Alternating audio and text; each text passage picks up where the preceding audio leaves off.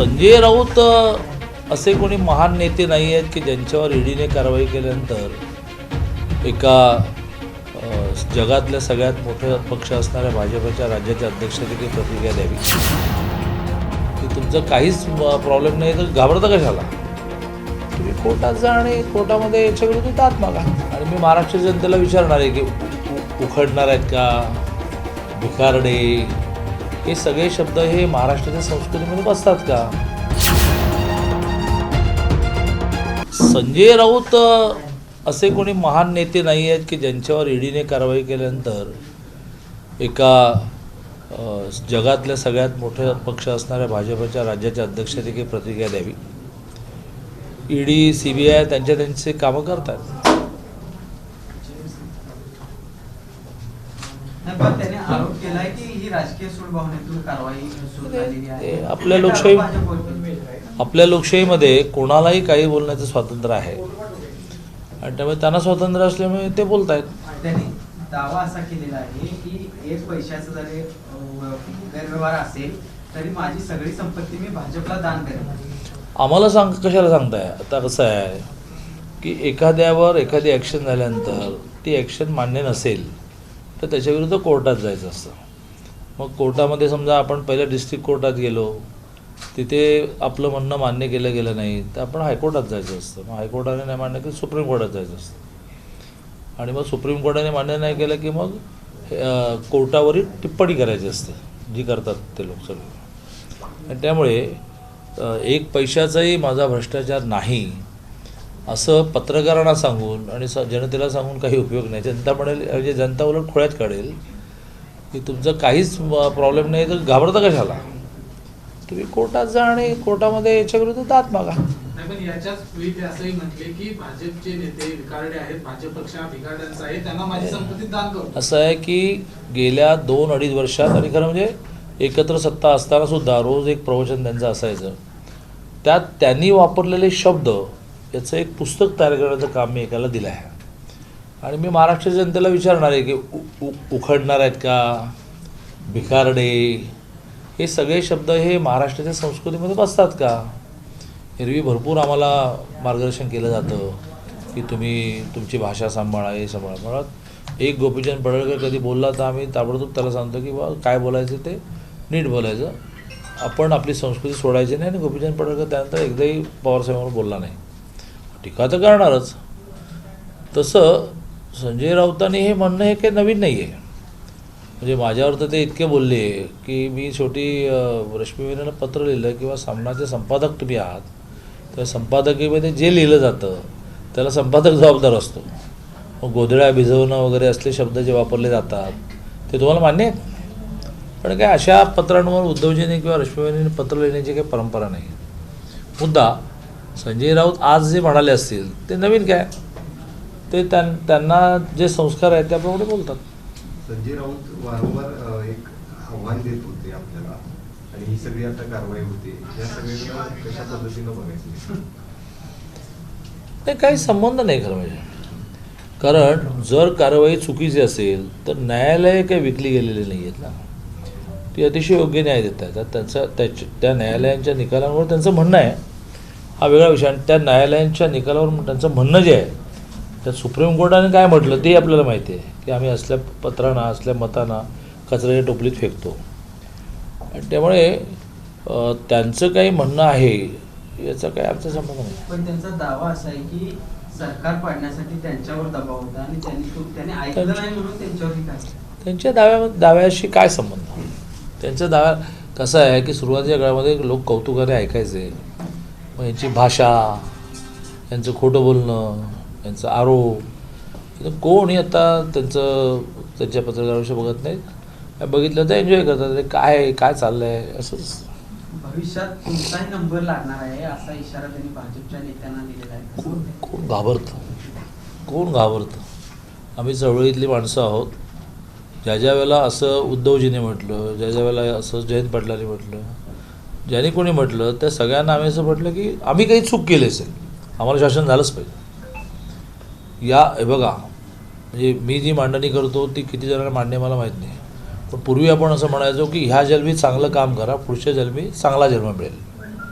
आता बदललं हे वाक्य, ह्या जन्मी जे कराल ते ह्याच जन्मी भोगून जायचं. अशा स्थितीमध्ये आम्ही काही केलं असेल तर आम्ही पण मृत्यूपूर्वी ते कुठून तरी येणारच. घाण पाण्यात केली तर ती वर येतेच, आणि त्यामुळे काही धमक्या देण्याचं कारण नाही. आमच्याकडून काही, आम्ही पण माणसं आहोत, काही चूक झाली असेल आमच्यावर ॲक्शन घ्या, आणि त्या चुकीचं प्रायश्चित्त आम्ही पण घेतलं पाहिजे. ईडीची कारवाई सातत्याने वाढतच चालली, म्हणजे अनेक नेत्यांवरती ईडीच्या कारवाई होतात. आपण अनेक लोकांपर्यंत जात असता, लोकांकडून या सगळ्या ईडीच्या कारवाईबाबत तुमच्याकडे काय नेमकं लोक प्रतिक्रिया देतात? लोकांचं म्हणणं हेच आहे की जो करेल तो भरेल. लोकांचं म्हणणं हेच आहे, कर नाही त्याला डर कशाला. त्यामुळे कर नाही त्याला डर कशाला. या सगळ्या काही ते तुम्ही फॅब्रिकेटेड काही सांगू नका. फॅब्रिकेटेड नाही, आता सोशल मीडियावर होते तेच विचारतो आपण. मी लोकांना, उलट मी लोकांचं खूप मोठं काम केलं की त्यांना सावध केलं की अनवधानाने माहिती गोळा केली जाते, आणि ती अनवधानाने देऊन, इनोसंटली देऊन तुमच्या अकाउंटला पैसे आले तर त्याची इन्क्वायरी लागेल. हे मी लोकांमध्ये याचं ॲप्रिसिएशन आहे. आम्ही फील्डमध्ये आहोत, त्यामुळे लोकांमध्ये याचं ॲप्रिसिएशन आहे की तुम्ही आम्हाला योग्य वेळेला सावध केलं. कारण फॉर्म भरण्याची सगळी प्रक्रिया पूर्ण झाली. तो फॉर्म मी तुम्हाला दिला प्रेस कॉन्फरन्समध्ये. फॉर्म बघितला ना तो? फॉर्म नाही दाखवलं. प्रेस कॉन्फरन्स मी दिला परवाची संध्याकाळी लेट इव्हिनिंग अयोध्येला प्रेस कॉन्फरन्स झाली, त्यावेळी त्याची कॉपी दिली. ज्या फॉर्ममध्ये सगळे डिटेल्स भरून घेण्याचं काम चालू होतं, त्यावर मला कोल्हापूरची जनता दुवास देते की बाबा हे वेळेत आम्हाला सावध केलं. दादा काय सांगा, संजय राऊत झाले, आता पुढे आणखी काही नेते असतील का? कारण जे काही घाण केलेली आहे त्यांची घाण वरती येण्याची शक्यता आहे. हां मला माहिती नाही. एजन्सीजचं काम करू द्या. हसन मुश्रीफांबाबत किरीट सोमय्या दावा करतायत, त्यांना ताब्यात किंवा त्यांची किरीट सोमय्याला फोन लावून देऊ. संजय राऊत यांच्यावरची कारवाई झाली, त्याच्या बाबतीत ऐकल्यानंतर धक्का बसला अपेक्षित होतं, काय वाटतं? पहिली प्रतिक्रिया तुमची काय? नाही, पहिली प्रतिक्रिया हीच आली की बा अरे ह्यातून ह्या शेवटापर्यंत गेलं. जे त्यांची इन्क्वायरी सुरू झाली आहे, त्यांच्या या वेगवेगळ्या कंपन्यांमधल्या पार्टनरशिप आणि त्यांची मुलगी, त्यांचं चार्टर्ड अकाउंट, असे खूप विषय समोर येत होते. पण वन फाईन मॉर्निंग ज्याला आपण म्हणतो, अशी वन फाईन मॉर्निंग ती बातमी आली की त्यांच्या प्रॉपर्टी जप्त झाल्या. तर हे कोणालाही सहृदय माणसाला ऐकल्यानंतर असं वाटतं की अरे बापरे, झाले प्रॉपर्टी जप्त झाल्या. आता नितेश राणेंनी मागणी केलेली आहे, इतक्यातही प्रॉपर्टी जप्तच केली आहे, आता भ्रष्टाचार केलाय स्पष्ट झाले, आता अटक करावी ईडीनं त्यांना, अशी मागणी. हे कसं, भारतीय जनता पार्टी म्हणून एक जरी असली तरी माणसागणिक प्रत्येकाच्या मांडण्याची स्टाईल, म्हणण्याची स्टाईल ही स्वाभाविकपणे वेगळी असते. तर नितेश राणे ज्यांना सगळंच ह्यांचं माहिती आहे, नारायण राणेचे चिरंजीव ते आहेत, त्यामुळे त्यांचं म्हणणं आहे की बा हे काहीच नाही आहे, याच्यापेक्षा खूप गोष्टी आहेत, आणि त्यामुळे हे सगळं एका अर्थाने ज्याला अंजाम तक म्हणतो तसंच गेलं पाहिजे, त्यांचं म्हणणं आहे. हिंदी पुन्हा हिंदी क्या कहेंगे तुमच्याकडे सॉफ्टवेअर नाही का? संजय राउत ते के ऊपर कार्रवाई लोकसभेत असतं तसं, हां? आखिर ईडी ने संजय राउत जी के ऊपर कार्रवाई की है, उनकी जो संपत्ति वो अटैच कर दी है. संजय राउत ऐसे कोई बड़े क्रिकेटर नहीं, कोई बड़े लेखक नहीं, कोई बड़े पुरस्कार प्राप्त नेता नहीं कि जिनके बारे में इस देश में 18 करोड़ मेंबरशिप जिनकी है और 19 में मोदी जी को 22 करोड़ वोट मिले, ऐसे पूरे दुनिया में बड़े पक्ष के बड़े राज्य, नेक्स्ट टू यूपी महाराष्ट्र बड़ा राज्य है, बड़े राज्य के अध्यक्ष ने कुछ कमेंट देनी चाहिए ऐसे मुझे नहीं लगता. इट्स सो रूटीन, इसमें रिएक्शन देने लायक कुछ नहीं. लेकिन उन्होंने भाजपा पर आरोप लगाया है कि ये इसी तरह हमारे ऊपर कार्रवाई करते रहते हैं, सर, लेकिन हम साजिश करेंगे भाजपा. नहीं. वो तो अपने लोकशाही की ब्यूटी ऐसी है कि कोई कुछ भी कह सकता है, तो वो आरोप लगाएंगे. तो आरोप लगाना तो वो आरोप सच होने चाहिए. लेकिन आरोप करते वक्त जिस भाषा का प्रयोग इस्तेमाल किया गया है उनकी उसके बाद- उनकी भाषा को महाराष्ट्र की सामान्य जनता बर्दाश्त नहीं करती, पसंद नहीं करती. हाँ, ये सारा सिलसिला चला 14 से. 14 में भारतीय जनता पार्टी शिवसेना की युति टूटी, फिर भारतीय जनता पार्टी ने सरकार बनाया, बाद में शिवसेना सरकार भी ज्वाइन हुई। तो साथ में सरकार चलाते वक्त भी हर रोज़ गालियाँ संजय राउत जी की, हर रोज़ गालियाँ, और गत 3 साल में तो हर दिन गालियाँ। तो सारे उनके जिनको कहते हैं कि संस्कृति छोड़कर बातों की एक किताब मैंने एक व्यक्ति को बनाने के लिए कही है, तो उसका प्रकाशन करेंगे। तो उनसे क्या अपेक्षा करेंगे? उनसे तो इस प्रकार की गंदी बातें, जो गिरी हुई बातें, उसी की अपेक्षा करते हैं। देखिए कि महाविकास आघाड़ी का जो मुखपत्र है, मतलब जो प्रवक्ता, मेन प्रवक्ता दिख रहे थे कुछ दिनों से, वो संजय राउत जी, कि उनके ऊपर इस तरह के आरोप लगे हैं। तो क्या लगता है महाविकास आघाड़ी पूरी भ्रष्टाचारी पार्टी है? महाविकास आघाड़ी में अब किन पर आरोप नहीं हुआ है ये ढूंढना पड़ेगा। यानी कुछ तो जेल में गए हैं, कुछ लोगों को इस्तीफा देना पड़ा है।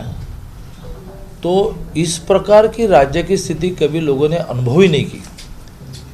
तो ऐसे पार्टी को क्या कहें कि जिस पार्टी में एक महाराष्ट्र जैसे 12 करोड़ 12.5 करोड़ पॉपुलेशन वाले राज्य के गृहमंत्री जेल में, फिर दुनिया में सबसे अच्छी पुलिस मानने जाने वाले मुंबई के कमिश्नर ये एक दूसरे से सस्पेंडेड है, नौकरी से निकाले गए हैं। फिर एक बड़े ऑफिसर जेल में है। पुलिस अधिकारी कितने जेल में है इसकी तो बड़ी लिस्ट बनती है। फिर नवाब मलिक जेल में है। फिर एक 5 मंत्री ऐसे कि जिन पर सघन यानी बहुत हेवी चार्जेस लगे हैं, कभी भी उनको उस रास्ते से जाना पड़ेगा। तो मिलकर सरकार को क्या कहेंगे? जो आपने कहा वही कहेंगे ना। दादा काय सांगाल संजय राऊत हे म्हणजे एखादा मुद्दा जर असेल- हिंदी से मराठी बरं. संजय राऊत हे सरकारचं प्रतिनिधी म्हणून एक मुद्दा उपस्थित करत होते, प्रश्न मांडत होते. कोणताही मुद्दा आला की संजय राऊतची पहिली प्रतिक्रिया असायची त्यांची. मला सांगा संजय राऊत यांच्यावर ईडीनं टाच आणलेली आहे, त्याच्यामुळे कुठेतरी महाविकास आघाडीच पूर्णपणे भ्रष्टाचारी आहे असं आपल्याला वाटतं का? त्याच्याबद्दल काय? नाही, संजय राऊतांवर आरोप झाले, त्या आरोपानंतर प्रॉपर्टी जप्त झाली, हा तर मोठा विषय आहेच. पण यादीच आहे ना मोठी. संजय राठोड, अनिल देशमुख, नवाब मलिक, ज्यांच्या आरोप आहे आणि अजूनही कारवाया सगळ्या चौकशा चालू आहेत. अनिल परब, धनंजय मुंडे, त्याच्यानंतर मुंबईचे इकडचे पालकमंत्री आमचे असलम खान, अशी मोठी यादीच आहे. आणि अशी ज्यावेळेला महाराष्ट्राच्या सरकारला चालवणाऱ्यांची यादी तयार होते, त्यावेळेला त्यांच्या प्रवक्त्यालाही काय म्हणायचं आणि त्यांच्या पार्टीलाही काय म्हणायचं. दादा, ईडी आता पुण्यावर कारवाई करणार आहे, चंद्रकांत पाटील यांना अगोदर कसं काय करतं? मला काही कळत नाही. असं महाविकास आघाडी मला घटना घडल्यानंतर तुम्ही येणार हे कळतं. आपल्याला कळत नसेल, मात्र आपल्याला असं काही वाटते का या नेत्यांची आता चौकशी झाली पाहिजे, अशा मंत्र्यांची काही नावं तुम्हाला चावून कशी लागते? यांची चौकशी ते आता किरीट झाली समयानं पाहिजे. काम, ते किरीट समयानं काम दिले. मला माझं काम करू द्या. नाही, मगाच्या यांच्या मुद्द्यावर जो मी परवा उल्लेख केला त्याला मी पुन्हा अधोरेखित करेन किंवा नागरिकांना, मतदारांना घाबरवण्याचा नाही, जागृत करण्याचा माझा प्रयत्न होता आणि तो नागरिकांना आवडला. अरे बाबा, हे असलं काय असतं.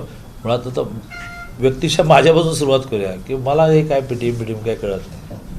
पण मला या पेटीएमचा पहिला शोध लागला पदवीधरच्या निवडणुकीमध्ये, की ज्या प्रकाराने मला कळत की पैसे कसे ट्रान्सफर होतात.